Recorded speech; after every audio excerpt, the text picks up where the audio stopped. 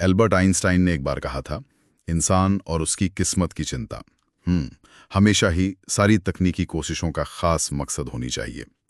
इसी सोच के साथ आज हम एएफपी की एक रिपोर्ट पर बात कर रहे हैं। अहमदाबाद में एक दुखद हादसा हुआ है, बोइंग 787 ड्रीम लाइनर विमान दुर्घटना।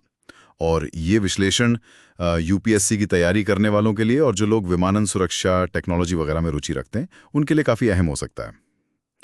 ये कोई मामूली विमान नहीं था, है ना। बोइंग 787 ड्रीम लाइनर अपनी मॉडर्न टेक्नोलॉजी, खासकर फ्यूल बचाने की क्षमता और लंबी दूरी की उड़ानों के लिए जाना जाता है। बिल्कुल। और चिंता की बात यह है कि ये इस मतलब इतने एडवांस्ड माने जाने वाले ड्रीम लाइनर मॉडल की शायद पहली दुर्घटना है। जी हाँ, ये बात सही है। इस विमान की खासियत ही इसका हल्का ढांचा है। इसमें आप देखिए करीब आधा कंपोजिट मटेरियल यूज होता है, मतलब कार्बन फाइबर जैसे मजबूत लेकिन हल्के पदार्थ। अच्छा। और इसी वजह से ये पुराने विमानों के मुकाबले लगभग 20% कम फ्यूल में ज्यादा दूर तक जा सकता है। 20%? ये तो बहुत ज्यादा है। हाँ, काफी ज्यादा। और इसी ने वो जो पॉइंट टू पॉइंट रूट्स कहते हैं ना, उन्हें मुमकिन बनाया है। मतलब यात्री अब बड़े हब एयरपोर्ट्स के बजाय सीधे अपने डेस्टिनेशन शहरों तक ज्यादा आसानी से पहुंच सकते हैं। तो जो विमान दुर्घटनाग्रस्त हुआ वो 787-8 वर्जन था जी। और इसमें कुल 242 लोग थे, यात्री और क्रू मेंबर मिलाकर। लंदन जा रहे थे ये लोग। यात्रियों में हमने देखा 169 भारतीय, 53 ब्रिटिश, 7 पुर्तगाली और 1 कनाडाई नागरिक। और खबर यही है कि टेक ऑफ के बस कुछ ही देर बाद ये हादसा हो गया। जी, और यहाँ ये समझना भी जरूरी है कि ये घटना एक ऐसे समय पर हुई है जब बोइंग पिछले कुछ वक्त से मतलब प्रोडक्शन में दिक्कतों से जूझ रहा था, डिलीवरी में भी देरी हो रही थी। हाँ, ये खबरें आ रही थी। इन सब प्रॉब्लम्स की वजह से जो अमेरिका की एफएए है, यानी फेडरल एविएशन एडमिनिस्ट्रेशन, उसने भी अपनी क्वालिटी चेक्स काफी सख्त कर दिए थे। हालांकि अभी हाल ही में उन्हें प्रोडक्शन बढ़ाने की इजाजत तो मिली थी, पर चीन जैसे कुछ बड़े बाजारों में डिलीवरी अभी भी रुकी हुई थी या कम थी। तो इस बैकग्राउंड में ये दुर्घटना हुई है, यकीनन कंपनी पर दबाव और बढ़ेगा। बिल्कुल। तो हादसे के वक्त असल में हुआ क्या? शुरुआती रिपोर्ट्स क्या कहती हैं? रिपोर्ट्स बताती हैं कि विमान एयरपोर्ट के ठीक बाहर एक बहुत घनी आबादी वाले रिहायशी इलाके में गिरा। ओहो, रिहायशी इलाके में। हाँ, और पुलिस ने कंफर्म किया है कि इस हादसे में कोई भी बच नहीं पाया। हे भगवान। जो चश्मदीद हैं, उनके बयान तो खैर दिल दहला देने वाले हैं। बताया जा रहा है कि विमान सीधा एक रिहायशी बिल्डिंग से टकराया और उस बिल्डिंग में ज्यादातर मेडिकल स्टूडेंट्स और युवा डॉक्टर्स रहते थे। अच्छा। हाँ, एक लोकल डॉक्टर ने बताया कि उन्होंने जली हुई लाशें देखी और कुछ छात्रों को बचाने की कोशिश भी की। कुछ निवासियों ने ये भी देखा कि लोग जलते हुए विमान और बिल्डिंग से बचने के लिए ऊपर से कूद रहे थे। ये तो बहुत ही भयानक मंजर होगा। जी, बहुत भयावह। और ये दिखाता है कि कैसे एक हादसा पूरे समुदाय को मतलब हिला के रख देता है। और जो तस्वीरें और वीडियोज आई घटनास्थल से, उनमें भी विमान का मलबा बिखरा हुआ दिख रहा है, टूटी हुई इमारतें और चारों तरफ गहरा काला धुआं। मलबे का एक बड़ा टुकड़ा तो एक मल्टी स्टोरी बिल्डिंग की छत पर गिरा था और दूसरा हिस्सा दीवार तोड़कर अंदर घुस गया था। लोगों ने एक जोरदार धमाके की आवाज सुनने की भी बात कही है। तो अब सवाल ये है कि इस पहली ड्रीम लाइनर दुर्घटना का मतलब क्या निकालें?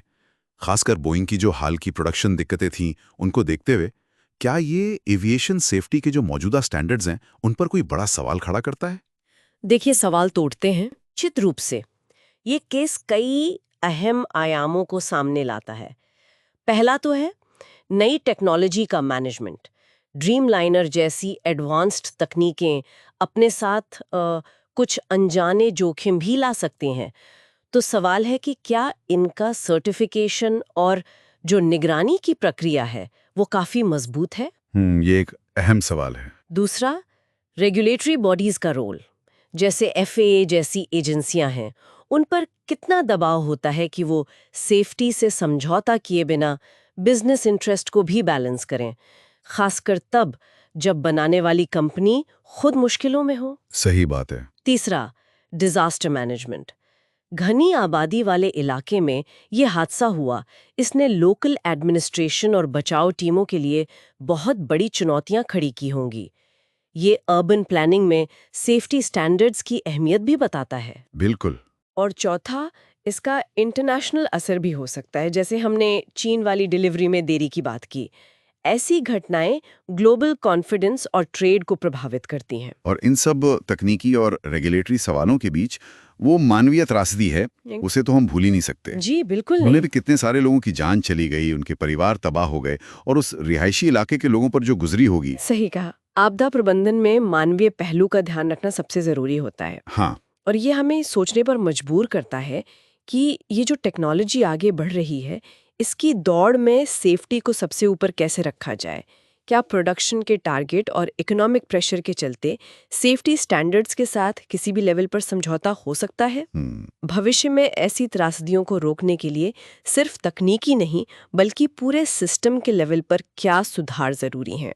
ये एक गंभीर सवाल है और इस पर एविएशन इंडस्ट्री, रेगुलेटर्स और सरकारों को मिलकर सोचना होगा। तो संक्षेप में कहें, ये ड्रीमलाइनर की पहली दुर्घटना सिर्फ एविएशन इंडस्ट्री के लिए एक चेतावनी नहीं है, बल्कि ये टेक्नोलॉजी, रेगुलेशन, डिजास्टर मैनेजमेंट और मानवीय संवेदनाओं से जुड़े कई अहम सवाल भी खड़े करती है।